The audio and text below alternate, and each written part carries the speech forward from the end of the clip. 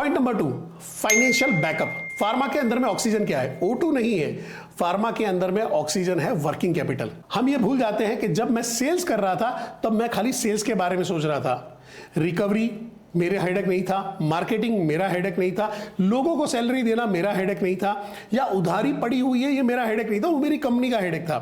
पर जब ये आपकी खुद की कंपनी है तो ये सारे सिर के दर्द लग जाते हैं और फिर आपकी जिंदगी हराम हो जाती है। कई बार लोग सोचते हैं इससे अच्छा तो जॉब में बढ़िया था, 1-1.5 लाख की सैलरी तो आ रही थी।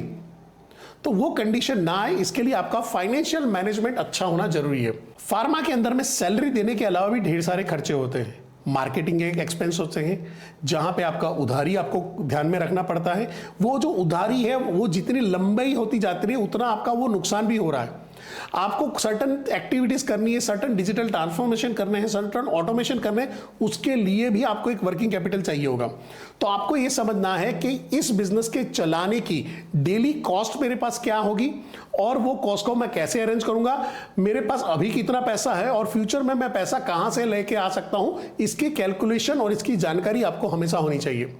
गुजराती में बोलते हैं 999 દિવસનો ધંધાનો પૈસો હોવો જોઈએ, यानी 999 डेज के अगर वर्किंग कैपिटल आपके हाथ में है, आपकी बिजनेस की ऑपरेटिंग कॉस्ट आपके हाथ में है, तो ही बिजनेस शुरू करो, तब तक बिजनेस मत शुरू करो। और उधारी में शुरू किया हुआ बिजनेस, लोन के साथ में शुरू हुआ हुआ बिजनेस हमेशा जानलेवा होता है। तो इसका हमेशा ध्यान रखें, अपने फाइनेंस के बैकअप को हमेशा तगड़ा बना के रखें।